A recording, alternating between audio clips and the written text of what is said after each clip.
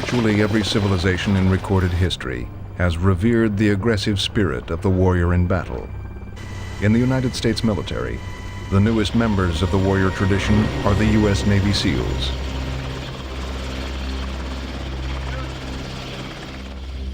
The modern SEAL is a product of 50 years of ocean and freshwater battlefields. Along with their special boat units, SEALs operate in near total secrecy from public view and are among the most respected and feared special forces in the world.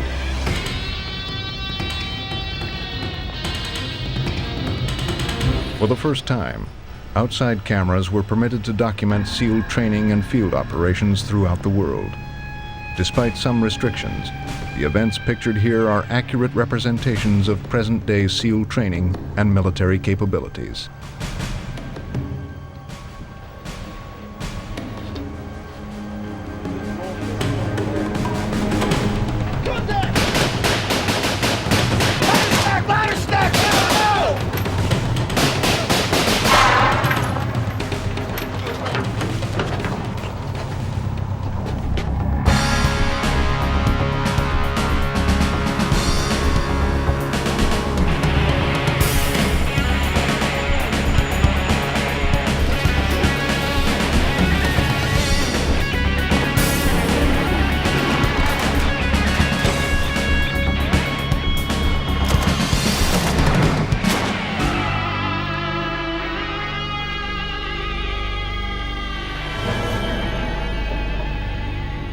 With over 144 sovereign countries accessible from sea, the U.S. Navy SEALs are designed to be a part of a silent option for U.S. foreign policy as the 21st century approaches.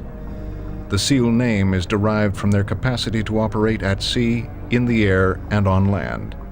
But it is their ability to work underwater that separates SEALs from any other military unit in the world. Their experience with the unforgiving and unpredictable ocean shapes their identity and is the basis for their first rule of combat. The most efficient movement is the silent one. A SEAL is on it, in it, under it, 1 foot in and 1 foot out, right in the middle of the surf zone in the worst of all conditions, in the dark, in the cold. And it's a tough operational environment. But the idea is to come from sea and to get back to sea. And that's very difficult to do.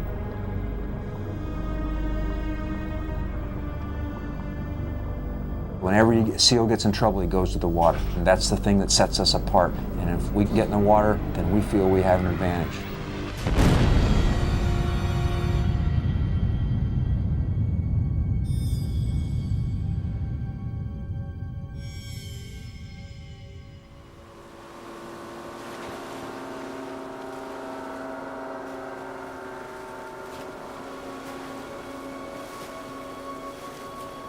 The SEALs were created in 1962, descendants of the famous underwater demolition teams of Korea and World War II.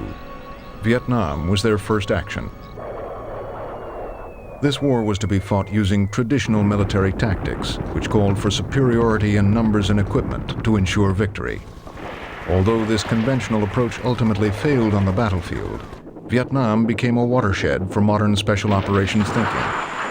With never more than 300 men in Vietnam at any one time, SEALs were brutally effective in adapting themselves to the situation. During Vietnam, they used to be called the men with green faces because, according to the Viet Cong, they seemed to rise out of the ground, out of nowhere, with green camouflage paint to kill off VC. They were as terrifying as the VC were. In fact, it was the one war where the U.S. government fought fire with fire. Sitting 6 or 8 hours in the water on a canal waiting for some VC to come driving by in his sampan so you could grease him, that got old in a hurry. And for 2 reasons. One, it's not a lot of fun sitting in the water 6 to 8 hours. And 2, you weren't always sure who you were shooting. The legacy of Vietnam was a lot of people saw us as just that, hunters and killers, because that's what we did. I mean, that's what we were paid to do. Although, to be quite honest, the most successful Vietnam operations didn't involve killing at all, it involved capturing.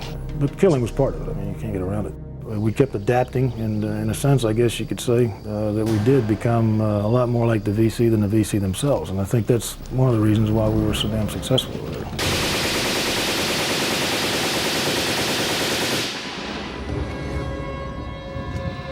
The ideal SEAL strategy is to win without fighting a pitched battle, accomplishing the most destruction with a minimal amount of effort. Their attack relies on intense violence and the impact of shock force to create a temporary appearance of superior strength. In any fight, it is essential that they first stun their target with an all-out fury, then quickly fade away in the confusion.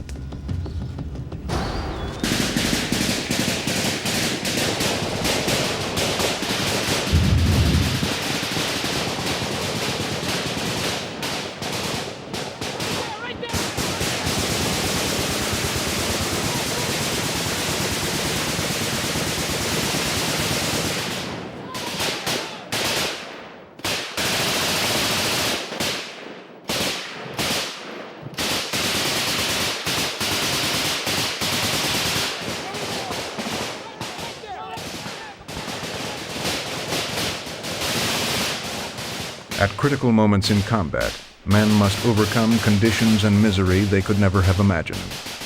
For SEALs operating far from the protection of the main force, the difference between living and dying is measured in seconds.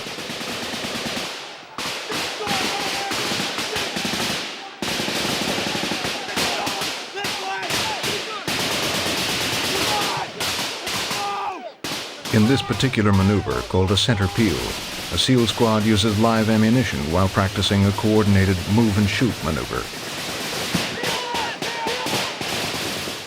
Despite the appearance of overwhelming firepower, an 8-man squad's rate of fire is limited by the amount of ammunition they carry, often not more than 4,000 rounds.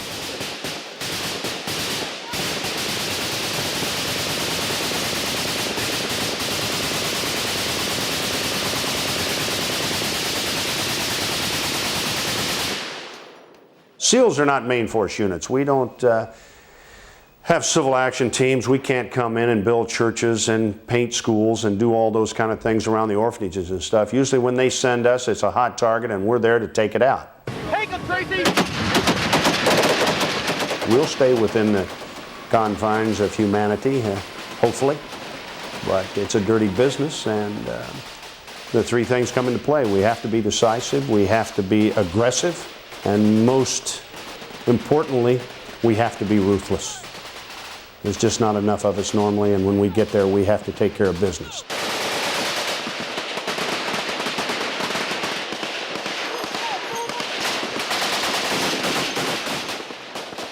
If we're going to be described as bad dudes, we certainly can live up to that reputation in a tactical sense.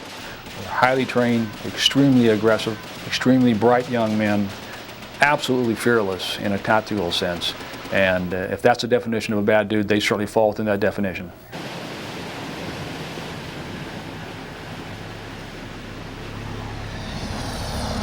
Before Vietnam, and in the immediate years following, conventional military wisdom held that special operations forces could never affect the outcome of any conflict. This belief has been reassessed, however, in the face of two historical occurrences: the rise of international terrorism and the military collapse of the Soviet Union. As the emerging pattern of smaller localized world conflicts brought a timeliness for their unconventional methods, SEALs have continued their training in sabotage and surprise precision attacks, which sometimes could include civilian targets. It is a different duty, but I think it's a necessary one. That, you know, some jobs are dirty, and you need the dirty individuals to do the dirty job. And that's pretty much what SEALs are. The jobs that no one wants, we're gonna get. I suppose there are those that are the brain dead ones that go strictly by the book, and that's the way I would put it. The book is a guide. The book is there. It's kind of like the Bible. It's interpreted. You interpret the book and apply it in the best way you see fit. It's a good guide, and I'm certainly not a by-the-book man. Some issues I am when it comes to discipline, accountability, things of that nature.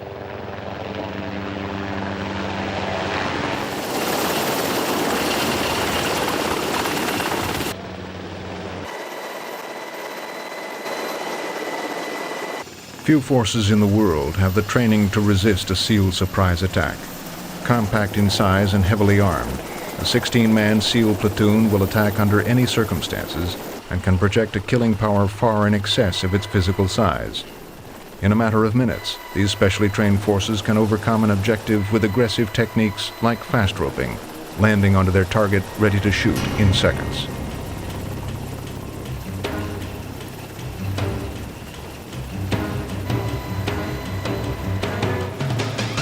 SEAL training and preparation enabled them to be ready for the missions they were assigned in the Gulf War. In Operation Desert Storm, the Naval Special Warfare units in country numbered less than 300 people. Only 60 were SEALs.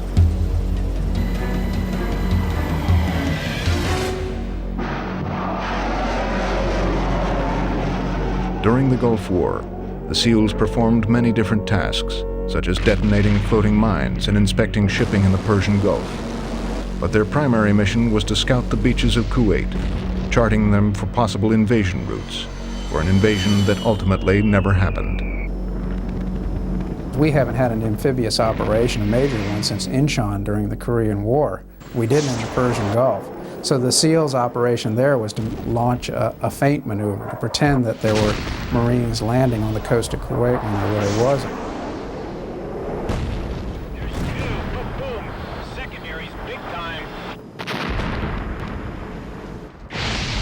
In a bold feint to the Iraqi right flank, 6 SEALs swam 500 yards onto a Kuwaiti beach in the early hours of D-Day for Desert Storm. Hiding in the shallow surf, they rigged a series of explosives which went off on a staggered timeline, creating the impression that an amphibious invasion was underway. This diversion succeeded in tying up a division of Iraqi soldiers.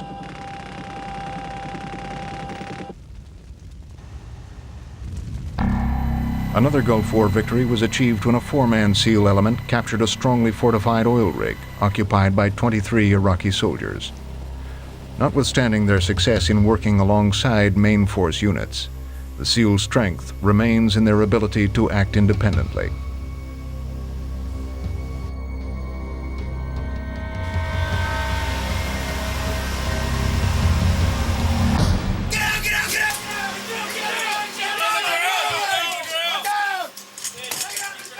Unlike conventional troops, who are trained to bring massive firepower onto a target, often indiscriminately, SEALs avoid any killing which might compromise the safety of their small force and jeopardize the success of their mission.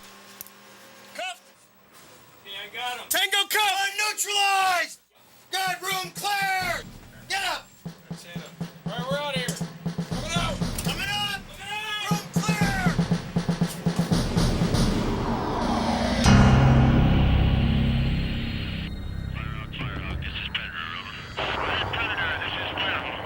Firehawk, this is Predator, standing by for extraction. I mark, you identify, over. There is no glamour or mystery about preparing for war. For SEALs, it's a work ethic. Platoon life is built around maintaining a high state of readiness. The SEALs know that the winners in wartime are the ones most prepared to react. They know we're a pretty high-speed bunch, and we're at risk a lot. We go in harm's way a lot. Hell, our daily routine is harm's way, for that matter. When you're practicing, when you're training, some people crowd the lower end of the margins. They stay down to 25, 30%. I think we ought to be training up here 90 to 100%, really hanging it out as far as we can hang it out without getting it cut off, so to speak. Because when you go into combat, it goes to 150% straight away, and you can't really train for that. You can only train close to it.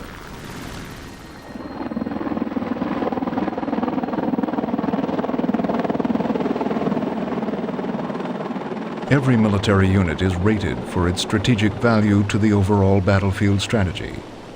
One advantage for SEAL units is their proficiency in reaching a destination quickly and undetected.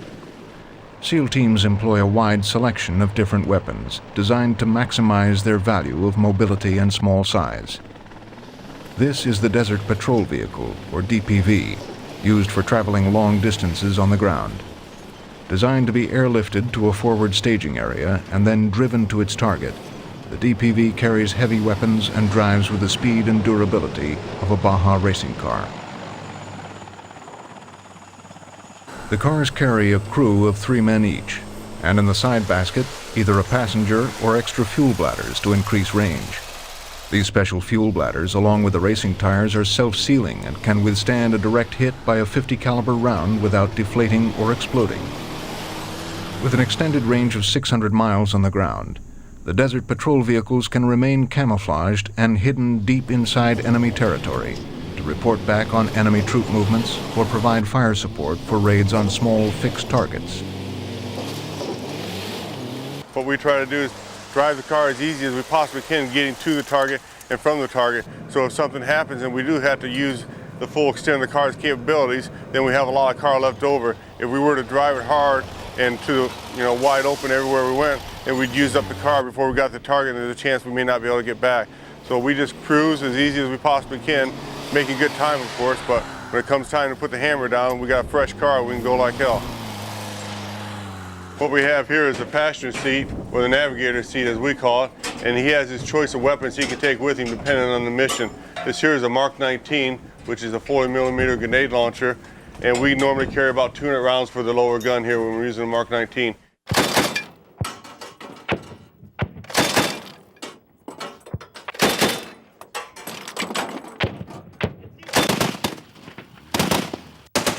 The top weapon here is a 50 cal machine gun. This weapon here shoots a 50 caliber bullet, and that's more of our long range weapon. And that one will really reach out there and touch them. And as you can see, we have a lot of firepower, much more than just 10 or 15 SEALs can carry in. When you start talking 50 cal Mark 19, you're laying down a lot of firepower. Cease fire! And it's pretty impressive when you see these guns go off on this thing. Traveling over the water's surface remains the most efficient and effective maritime method to take SEALs to and from their target. These high-speed boats, called HSBs, are one of several different-sized vessels operated by the SEALs Special Boat Units. The HSB carries a crew of 3 and can carry a SEAL squad and their equipment long distances at sustained speeds of 70 miles per hour. Powerful open-water racing boats, they can be transported by ship or plane closer to the target, increasing operational range.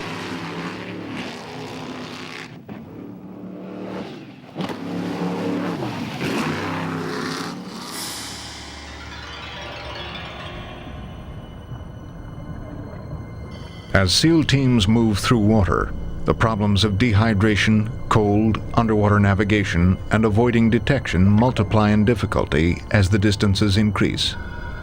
Swimming to and from a target becomes a mixture of planning, attitude, physical conditioning, and luck. The submarine is essential for getting SEALs to destinations throughout the world. These submarines are equipped to carry the dry deck shelter, a special underwater housing attached to the hull. The DDS contains the SEALs' Zodiac rafts, or their larger mini-submarines known as swimmer delivery vehicles, or SDVs. Launching SEALs from a submarine, commonly referred to as locking out, is a time-consuming and complex undertaking. A difficult task under good conditions, performing this job at night and in cold water requires an emotional patience beyond the ordinary. In the North Atlantic, for example, it's freezing cold. You're making the transition from a very cold, wet environment to a dry, cold environment. That in and of itself can take your life in a very short period of time. Should your suit become penetrated or your gear gets wet, you can't stay dry, you're in trouble. You're in real serious trouble. Launching a swimmer delivery vehicle to the target could require SEALs to remain underwater for hours. Every drop in degree of water temperature corresponds to a rise in degree of difficulty for survival. Wearing bulky dry suits and 50 pounds of extra insulation affects every movement. Simple communication between teammates becomes difficult.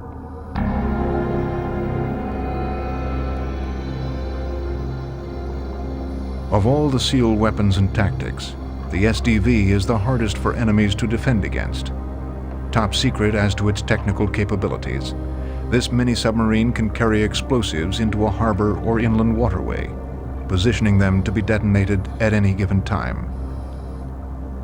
Despite the demands of SDV operations, the swimmer delivery vehicle remains the most important and potent offensive capability the SEALs have.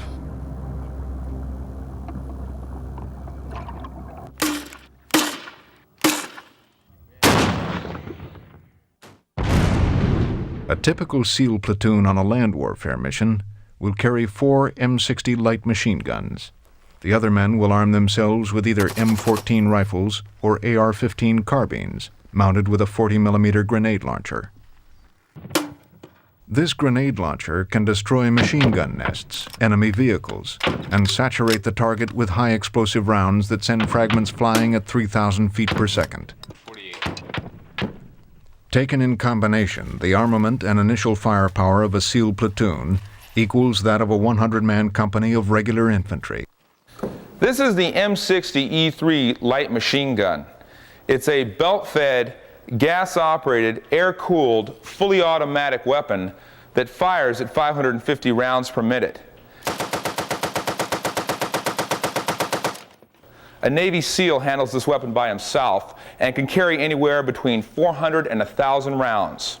Normally on patrol with this weapon, it's held low at the hip.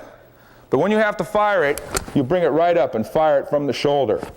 You'll see a lot of guys in Hollywood movies holding it down at the hip, kind of just leaning back and shooting it. It doesn't work that way. The weapon can be accurately employed as a rifle just by firing it from the shoulder. There isn't any other Special Forces units that carries a major caliber weapon like this and employs it in such a fashion. There are a lot of stories of these weapons firing into the thousands of rounds without the barrels being changed, turning white hot, so you can actually see the projectiles traveling down the bore, wearing out the rifling. But the weapon keeps on firing and the enemy just keeps on dying. And that's why we basically carry this weapon, to destroy the enemy, to lay down an incredible hail of lead that's necessary to terminate our foes.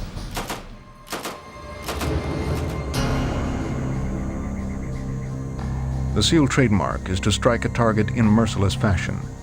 The ambush of an unsuspecting opponent may appear cold-blooded to some, but its purpose is not just to destroy, but to demoralize an opponent. For the SEAL, how, when, and where he kills his enemy is often as important as the actual destruction of the target itself. It's like the samurai. If the guy aspires to be a SEAL, he's aspiring to be something like a samurai. Disciplined and controlled. Not some lethal weapon that we unleash like a Rambo. It's teamwork.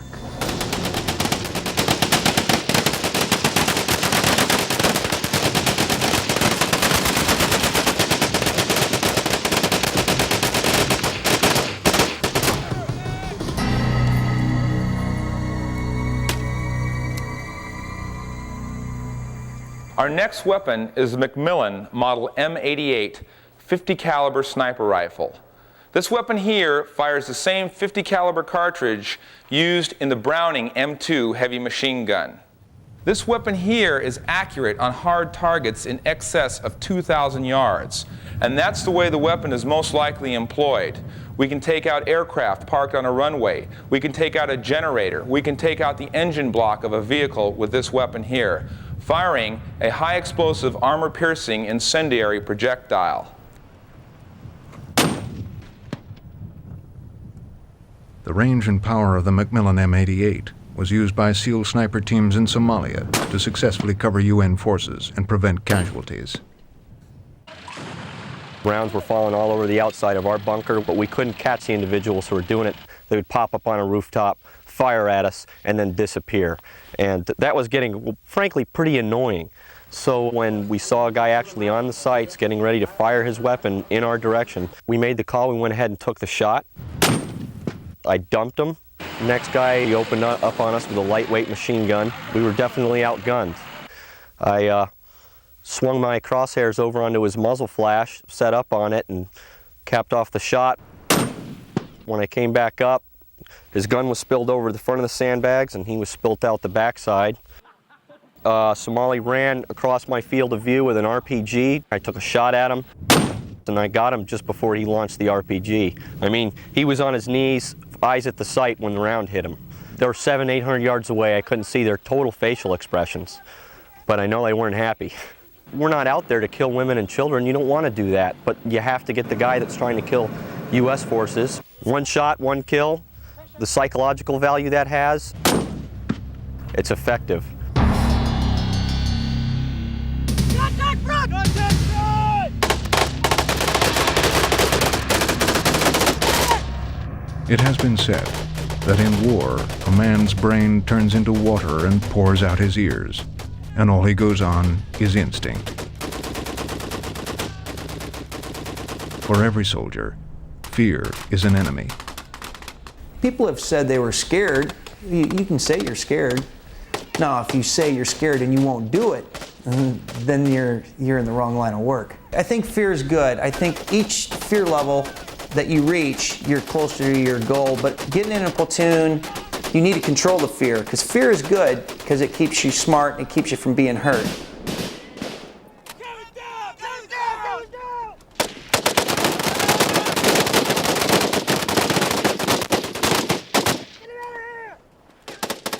No SEAL has ever surrendered or been captured. No SEAL has ever been left behind by his comrades. To an operator, the only thing worse than losing is quitting.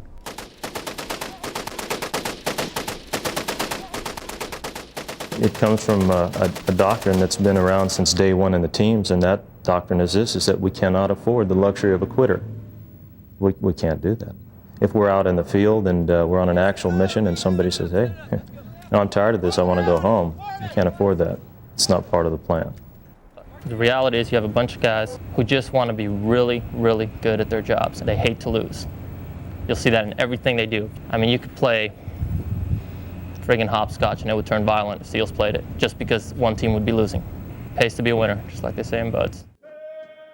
Officially called Basic Underwater Demolition SEAL Training, it's better known simply as BUD/S, an all-volunteer 6-month training course that every officer and enlisted man must pass through to become a SEAL. Tougher and more difficult than most military training. For every 1,000 men who apply to become a SEAL, less than 15% are accepted to begin BUD/S training. During the 25-week course that follows, 70% or more of the original students who begin BUD/S will quit or be failed.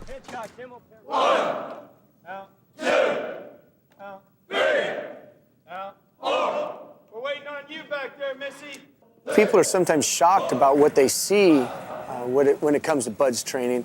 People have to understand that what we're trying to do here is we're getting an individual ready to go to war.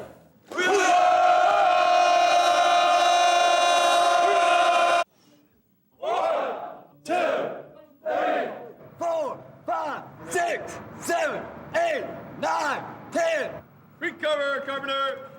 BUD/S is a kick in the nuts. That's about what BUD/S is. BUD/S is an initiation. BUD/S is to find out if you need to be here or not need to be here. 9, 8, 9, 30. Go. Get it, Martinez. Get it, Martinez. A young man, when he goes to BUD/S, he's got a mission. And the mission that he has is to get out of BUD/S. And that's a quest.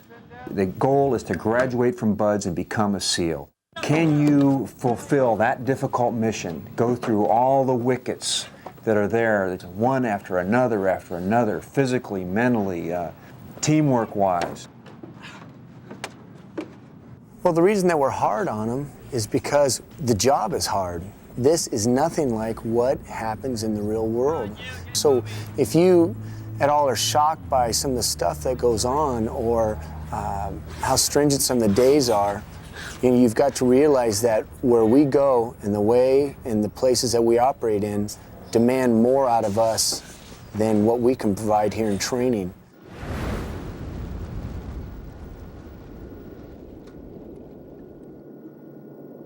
You'll see a lot of the things which may look to the American public very sensational, i.e. Having hands and feet tied in a swimming pool or carrying logs around for 4 hours over their heads. The sense of the whole training is to evoke from him this tremendous dedication, this great inner strength which is there and which he needs to tap and to demonstrate under extremely stressful conditions.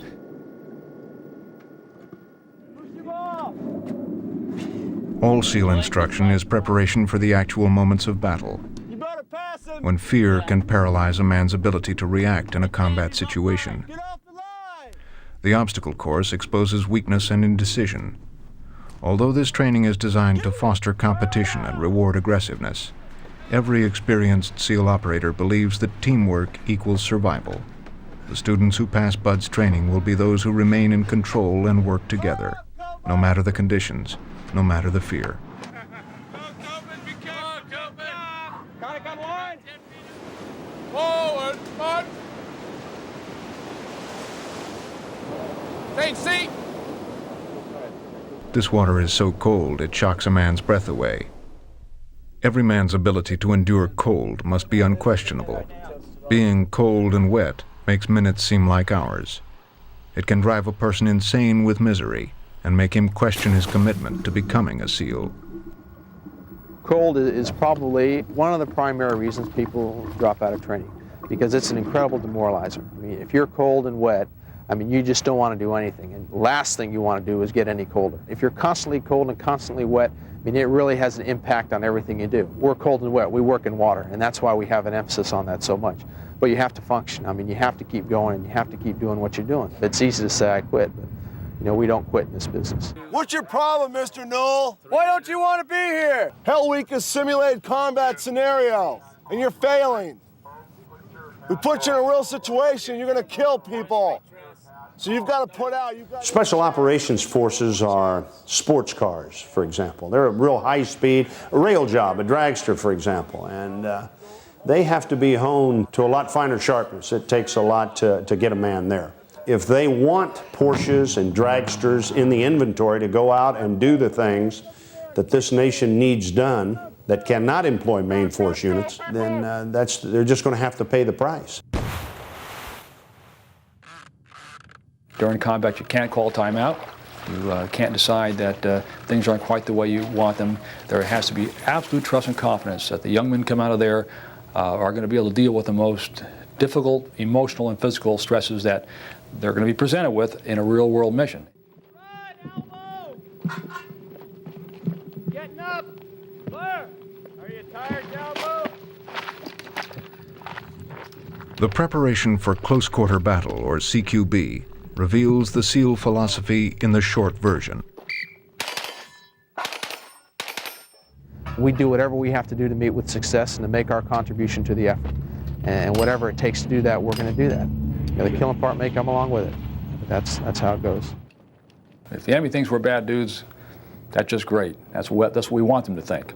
In a serious vein, I think that you will find among the senior military leadership today that most of them view us as very quiet professionals that carry tremendous capacity for a small unit. But and the bottom line is, when they do conduct an operation, are in fact bad dudes in a very tactical sense. For CQB, the SEALs use the Navy version of the MP5 submachine gun. Small and light, this weapon is employed by anti-terrorist and special reaction forces throughout the world.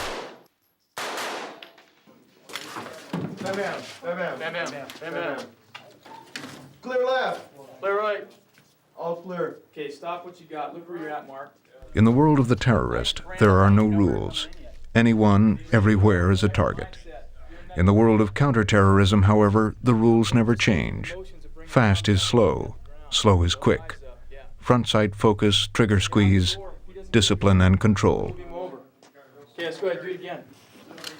This is probably one of the most dangerous things that we have to go through. During this, each person has to be thinking on his own. Clear left. Clear right. All clear. Coming out. Primarily, what we're looking for is that guys can get into the room quickly, down their walls, to where they can engage these targets here and get good kill shots high in the chest or up in the forehead area, and also identify whether they have a gun or they don't have a gun. When we enter a structure with this and we spot our adversaries, there's two ways we can take them out with this weapon. One is the double tap. A quick 2 shots to the center mass. If he doesn't drop, another one right to the head. Well, I think that a lot of people come through here and they think, well, you know, this training is fun. This is going to be great. We're going to get out in the sand and the surf and have a great time. But the thing that we try to emphasize here is don't lose sight of the big picture. And the big picture is that this is a combat unit, and that someday you may be called on to use all those skills that you've been developing in an actual situation. Okay, we're going to start going live now. And what that means is you really have to concentrate on that muzzle discipline. We're going to slap you in the back of the ear every time we see a muzzle sweep somebody's head. I want to see slow movement. We're going live fire for the first time. Slow. Walk slow. The reason that we're looking for safety is this goes real quick. And it takes a lot of thinking. If a guy happens not to think, or he's worried about other things, he may sweep a guy's head with his muzzle, or his legs with a muzzle. Clear right! Clear left! All clear! All clear. Coming out! He swept his head bad. What we're looking for is to make sure he's got good muzzle discipline, that the person's head in front of him is clear before he comes down on target, and as he sweeps, he's aware enough to where he doesn't sweep into another guy's weapon or another body. Everybody ready to go? Yeah. All right. Let's kill him.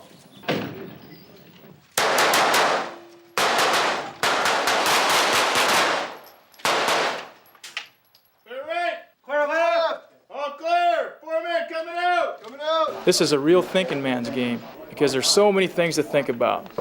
Think about muzzle control, target discrimination, front sight focus.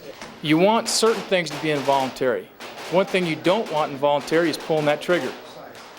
Pulling the trigger, it has to be something that is sure. You have to know when you pull that trigger, because if you involuntarily pull the trigger without actually thinking, you end up shooting the wrong person. You're in a room that's no bigger than, 10 foot by 10 foot in most cases, and you got 4 guys in there shooting right next to you. One slip, and it's over. Parachuting might be the most dangerous insertion method employed by the SEALs. While high-altitude, low-opening military freefall, called a halo, is a potentially devastating means of attack, one mistake in concentration while falling through the sky at 125 miles per hour, and the moment of truth is short. One of the real dangers, I think, for the SEALs is their own image of themselves as almost invincible. They revel in doing things that you would say any sane person won't do, jumping out of an airplane at 35,000 feet in the night and then not opening your parachute until you're almost on the ground. What we can do is jump out at altitudes of 25,000 feet, 8 or 9 miles away, come in using a compass very quietly and land within 25 yards of a target with 14 to 15 people. It just gives us another capability of getting into some place where it's tight. The job is very dangerous. You're talking high altitudes, high winds, becoming lost, having malfunctions underneath your canopy. So many things can go wrong. This SEAL platoon and their 2 stacked Zodiac rafts, called a double duck, will use static-line parachutes to be airdropped at sea from altitudes of less than 3,000 feet. Constantly preparing for war during peacetime is the ultimate challenge for SEAL leaders, but overestimating capabilities can be an inherent danger for aggressive men. The last time we did a parachute type insertion in wartime or in a conflict was in Grenada, and we lost 4 SEALs. They were very aggressive. They stormed out in some pretty severe conditions, and they did not survive it. Some people would say probably in that case they were overly aggressive. I'm not going to sit here, I wasn't on the ramp, I didn't make the decision.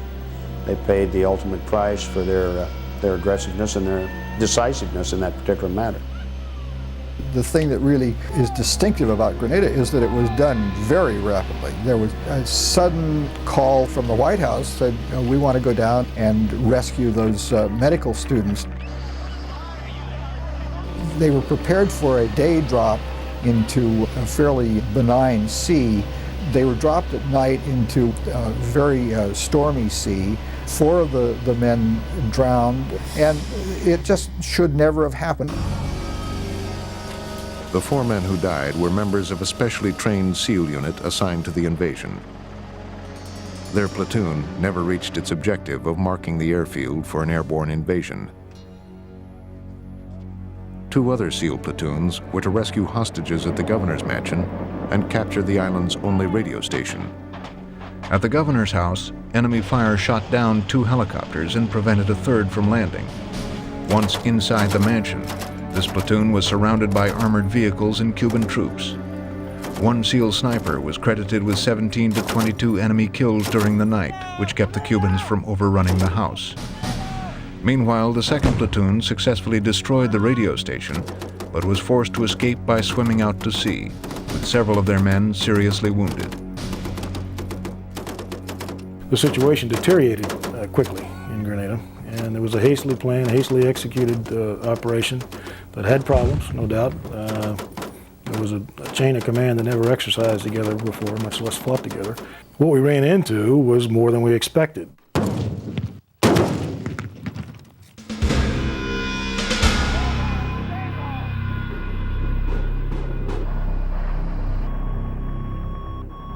This tendency to accept missions outside of their capabilities reappeared in Operation Just Cause in Panama in 1989. For the SEALs, it ended in a disaster. 4 men dead, 8 men badly wounded. The shockwave over those casualties still echoes inside the SEAL ranks to this day.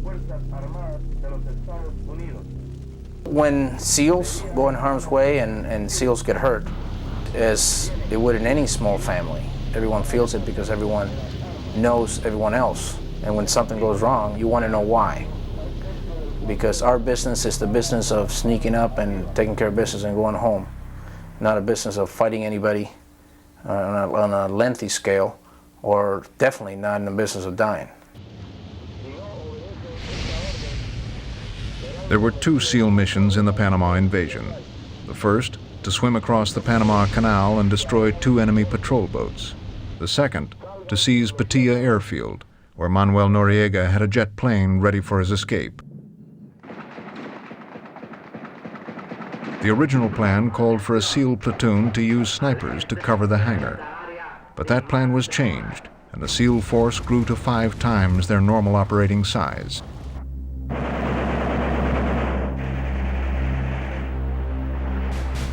Arriving at the airfield in rubber boats, the SEALs were spotted, and as they approached the hangar, the hunters became the hunted. The Panamanian officer walked out in front of Noriega's hangar and said, "What are you Americans doing here?" And the Americans said to him, "Put your weapons down." And the Panamanian officer replied, "You should not be running exercises here. This is very dangerous." And shortly thereafter, fire broke out, initiated by the Panamanian. The repercussions of this calamity within the SEAL community continued to fuel heated debate about the proper use of their force in the future. What you found, for example, in Panama was inter-service rivalries there getting in the way of what the best unit was to take a particular operation. And in the case of the airport at Pattaya, Army Rangers take down airports, not Navy SEALs. You've got all these guys just trained right up to the edge of perfection, and they want to show what they can do. It was a case of they had a war and everybody wanted to come. If the Special Operations Forces are at the point of the military sword, the Navy SEALs consider themselves the tip of the blade, and the tip is the most vulnerable. With only an estimated 2,500 SEAL operators, the teams ultimately rely on the individual and his dedication to win as the decisive advantage between survival and death. The fundamental missions haven't changed. Give a SEAL his pair of swim fins and his K-bar knife and a weapon of some type, and he'd still be able to prosecute a mission of some level, because that's how we started, and we still basically are a very simple unit. We do have a lot of new technology, which has enabled us to do many more things, but the essence is relying on the individual for the real combat effectiveness. That individuality sometimes causes them to overamp in the civilian sector, but you got a racehorse here. They require a little different handling. You got to rein them in a little bit more, but we don't want to rein them in so much we take that aggressiveness out of it. The way I put it to them is, gentlemen, you can be as aggressive as you want to, as long as you maintain it at a professional level. A popular misconception about the SEAL operator is one of unlimited military capability and a superhuman capacity to endure pain and hardship. Although that image is somewhat exaggerated, their ruthlessness in battle and dedication to winning has often been misunderstood. SEAL business is up close and dirty, a force that relies on secrecy and superior planning rather than firepower to engage the enemy. SEALs are an instrument of ego and guts, fear and intelligence, never forgetting that to survive, they must remain stealthy and unpredictable.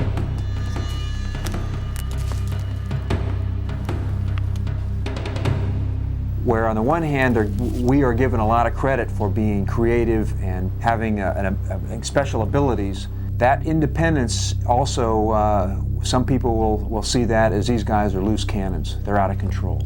We are very well disciplined, though it expresses itself in a different way than it does in the Marine Corps or in the Army.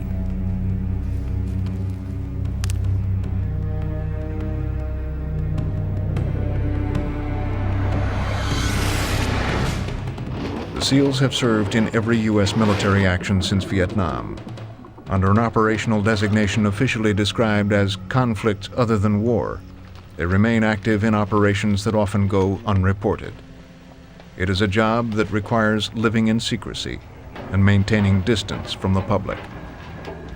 I'm not being paid to go hang out at the beach. I'm being trained to do a job. May not be going to war, may not ever go to war or do anything cool again, but I mean, they're paying me that just in case it might happen. Now, the minute I say, no, I'm not going to do it, then I'm a loser. I mean, then I need to leave. I need to leave with my head down. We spend many years of our lives training and preparing for war. Hopefully there'll be peace, because any true warrior wishes for peace. But in the event of a war, we're fully dedicated to go out there and do our best job to fight it. All of us want to have a good career and do the best job we can and have the American dream just like anybody else. We're not a bunch of mindless machines bent on killing people. We do a job for America just like anybody else, just like a policeman, just like a fireman, and we're proud of it. The personal price for a career on the teams can be steep. Divorce rates among the all-male units are high. The operational backbone for this small community comes primarily from the enlisted men, not the officers. Among themselves, individual respect is earned solely on an operator's reputation as a warrior. Those who achieve this unspoken notoriety are known as meat eaters. The word killing is certainly a very negative word in our society. That word certainly in the warrior caste needs to be inculcated into their mind. And you have to be at ease with that because that is the byproduct. I try to keep myself in neutral when it comes to that. I derive no pleasure nor sorrow. Just stay neutral. Move through the target and move on and carry on with your life. And don't look back, don't dwell on it. I never got the shakes. Have no regrets. Have no regrets. I wish I'd had a few more targets to assault, to be very truthful with you. You know, we get job satisfaction just like anybody else. And we're not looking for 9-to-5 jobs here. You know, we're looking for maybe that call that's going to come in the middle of the night and say, hey, you know, come into work. It's time to go do your thing.